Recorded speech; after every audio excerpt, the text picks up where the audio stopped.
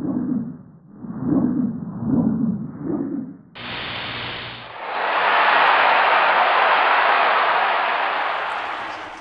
and welcome to the Sporting Index Trading Room for a New Year's edition of Views from the Trading Floor. Well, I hope you've all put away your horrible Christmas presents. I've managed to wear one of mine today and you're ready to pile on the pounds in the right way for the new year. What a great way to start. We've got the FA Cup this weekend and we've seen a lot of business on our FA Cup upset index, and most of the punters aren't thinking there are going to be many upsets this weekend. We were 305, 315 and that's moved down to 300, 310. Very good fun market, so have a look out for that on our website. Anyway, there's 4 big live games this weekend, and they don't get bigger than Villa Man United. They seem to play every year in the Cup, and every year United seem to win. In fact, United have beaten Villa in their last 12 games, so no surprise to see that we got United over Villa 0.5, 0.7. Lots of money going on United there already, so don't be surprised if that goes up to 0.8 by the kick-off. Total goals in the game, they were 2.5, 2.7. We had a 25 grand a goal bar at 2.7, so we moved that up to 2.6, 2.8. And I'm not surprised there actually, because 4 of the last 5 games there have been won by United by 2 or more goals. So normally, you know, if this was a Premiership game, I can assure you the quote would be 2-3, 2-5 on current Villa form. Anyway, other games on Sunday, we've got Burnley versus Arsenal. My favourite team, Arsenal. 1.4, 1.6 Arsenal, punters going with Arsenal there. Total goals 2.7, 2.9, not a lot of business there. Luton-Liverpool, very interesting game. This was 5-3 last year with that amazing Javi Alonso goal at the end from over 50 yards. Punters coming off with supremacy and goals there, getting with Liverpool and total goals. 2.8 to 3 the goals, and you can understand why people do that.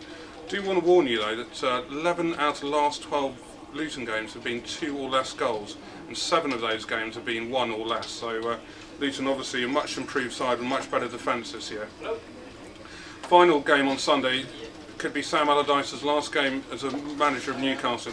We've got Newcastle up at Stoke, and we've got Newcastle just 0.1, 0.3 favourites. Punters not discouraged at the moment by their poor form, and we were 0 to 0.2, we've had to move it up to 0.1, 0.3 for 10 grand buyer there. Total goals 2.5, 2.7, not a lot of business there as yet. NFL, well now we're at the business stage of it. After last weekend we're into the wild cards, and there's 4 cracking games for us, starting on Saturday with Washington at Seattle. We had one punter who's got tucked into all 4 of these games actually this weekend. But Washington at Seattle, Seattle 2-4 favourites. We had a punter who's bought 500 Seattle there. Got Jacksonville at Pittsburgh. Jacksonville are favourites there, and we've had people selling lots of Jacksonville at 2. That's another game that's 2-4. So I think we're slightly out of line with the industry, but Jacksonville on such good form that we think that's the correct price to go. No view, just we think that's the correct price to go. You've got Giants at Tampa on Sunday, early evening game. Again, 2-4, and that's the Tampa favourites there, and we've had sellers there getting with the Giants. And then finally, we've got Tennessee at San Diego in the 9:30 game. And punter there has bought 500 of San Diego at 10. I mean, the Chargers beat them recently in overtime, so it's interesting to see he's paying as much as 10, but see what happens there. Guinness Premiership rugby as it is now, I'm about 4 years out of date. Friday night we got a great game, great local derby between Bath and Gloucester. Seen lots of business on that game at the moment. We were 1.5 choice supremacy. Punters seem to favour Gloucester slightly. Bath have been playing very well recently, but Gloucester have been so solid. So we had a £300 a point bar of supremacy at 1.5. We moved that up slightly because don't really want to get a position on this game, don't have a huge view on it. So we're 0-3 Gloucester over now. Total points have been coming down, there's bad weather predicted. It's 8 o'clock kick-off obviously tomorrow night, and it looks like there might be some bad weather hitting Bath's recreation ground that time. So we were 38.41, we've had to bring those down to 36.39.